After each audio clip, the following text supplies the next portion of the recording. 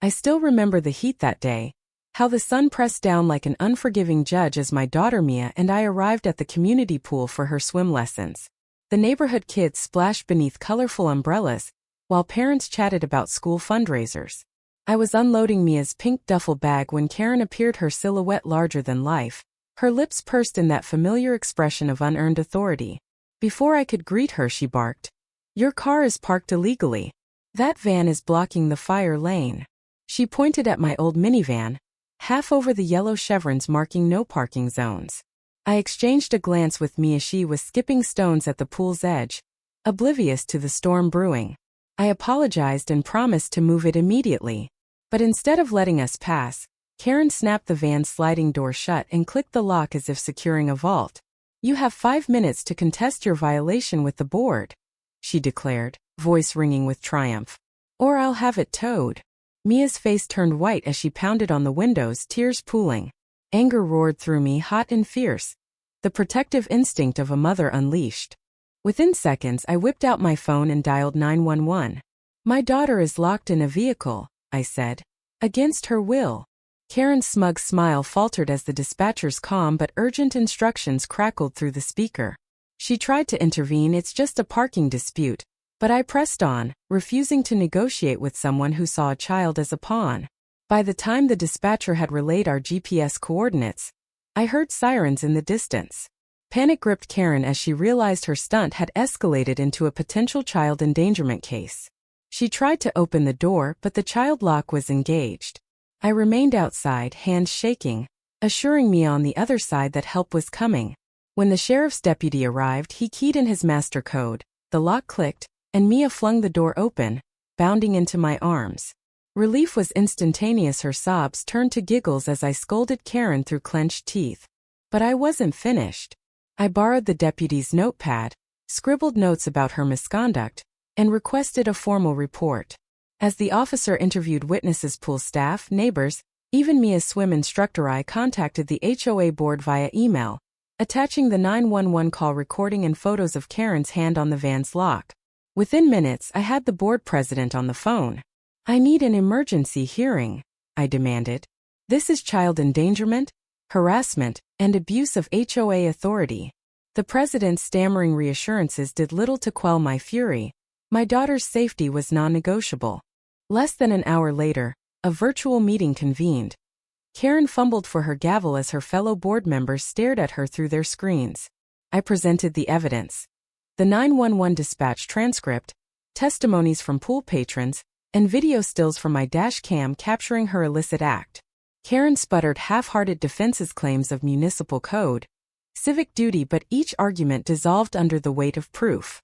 One by one, board members looked away, their loyalty drained. The motion to strip her of HOA privileges passed unanimously. Immediate removal from presidency, revocation of access to community records, and an apology letter to my family posted on the HOA website. As I signed off, Mia leaned into me, her tiny voice soft. "Mom, was she mean because she's lonely?" That unexpected twist cut deeper than any legal victory. I glanced at Karen's frozen expression on my laptop screen, eyes wide not with triumph but shock, and realized the complexity beneath her entitlement. Perhaps a woman scared of losing influence, desperate for validation. I held Mia close, offering comfort, but I knew our actions had set a precedent. Safeguarding children would always trump HOA bylaws. That evening, the HOA website homepage displayed a new headline: HOA president removed after child lock incident. Karen's profile vanished as outdated content. I watched as comments flooded in from neighbors condemning her behavior, praising my swift action.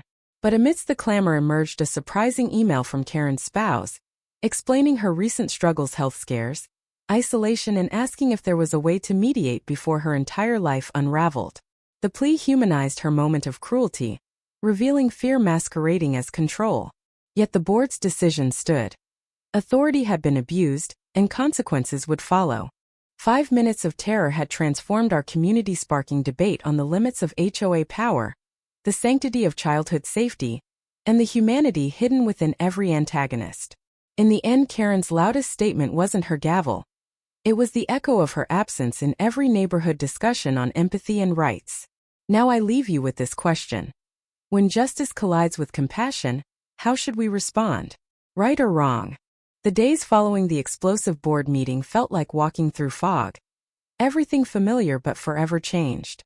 Mia returned to swim lessons under my watchful eye, clutching her goggles tight whenever she saw the yellow-vested pool attendants who'd stood by as witnesses. Karen, stripped of her HOA title, had been replaced by a neighbor council duo, two retired teachers who promised kindness alongside compliance. Our family felt vindicated, yet I remained restless. Justice had its place, but true healing required more. Late that afternoon, I received a knock at the door. Karen stood on my porch, head bowed, clutching a bouquet of wilting daisies. The weight of her humiliation hung heavy in her shoulders. I owe you and Mia an apology," she stammered. I didn't understand how close she was to the edge of fear. Her voice trembled as she explained the pressures she'd been under: unpaid medical bills, the loneliness of a widowed life, and misguided attempts to assert control. I gestured for her to come in, and we sat at my kitchen table, the daisies wilting in an old mason jar. She broke down, tears streaming, recounting incidents where she'd fixated on every petty infraction, convinced she alone could maintain order. "I didn't mean to terrorize a child," she whispered. Moved by her confession, I offered a path forward. Mediation sessions facilitated by Mia's swim coach, a trained youth counselor, to rebuild trust. Karen nodded gratefully, relief and shame mingling in her eyes. Over the next week, we held 3 afternoon meetings at the pool pavilion. Mia, initially hesitant, warmed to the idea when Karen brought small gifts, handmade friendship bracelets, and apologies scrawled on note cards. Each session ended with shared laughter, tentative steps across the chasm of prior conflict. By the final meeting, Mia hugged Karen goodbye, and I felt the tension lift like storm clouds after rain. Meanwhile, the HOA Community Center organized a safety and empathy workshop in response to the incident. I was invited to co-host with the new council members and local child psychologist Dr. Reyes. Together, we crafted role-playing scenarios, locking doors, loud voices, rushed decisions, then paused to discuss the emotional impact on all parties. The workshop's highlight was when Karen stood before the attendees, recounting her mistake and encouraging others to distinguish between rule enforcement and human compassion. Her voice carried in the packed hall, not as an anthem of power, but as a humble testimony to growth. The final twist in our saga arrived unexpectedly 2 weeks later. I received a letter from the county judge presiding over HOA disputes, an invitation to present community-led proposals for policy reform. He had reviewed the 911 call, the board minutes, and the mediation outcomes, noting our community's restorative approach as an exemplar. Along with the letter came a dais from a local lumber mill, a plank engraved with empathy enforced here, destined for placement at the community center's entrance. It was an official stamp of our journey from conflict to collaboration. On the day of the county hearing, I stood alongside Karen, Mia, and members of the Safety Council. We presented our case: a 3-tiered model for HOA conduct, integrating immediate relief for child endangerment cases, mandatory board training and de-escalation, and a rotating empathy audit where members could share grievances without fear of reprisal. As I spoke, I glanced at Karen's proud expression, her posture straight for the first time since the incident. When the judge conferred his seal of approval, the room erupted in applause, proof that even the most rigid systems could bend toward justice when tempered with compassion. I returned home that evening to find Mia asleep on the couch, head resting on her textbook. I brushed a strand of hair from her face and hung the engraved dais on our mantel where we keep family mementos. Its message glowed softly in the lamplight. I crawled into bed beside her, pondering the journey we'd traversed, from white-knuckled fear to open-handed reconciliation. So now I ask you, after witnessing the collision of entitlement and empathy, of rule and heart, did we choose wisely? Was locking Karen out of power just enough, or did our path of forgiveness carry us too far? Tell me right or wrong.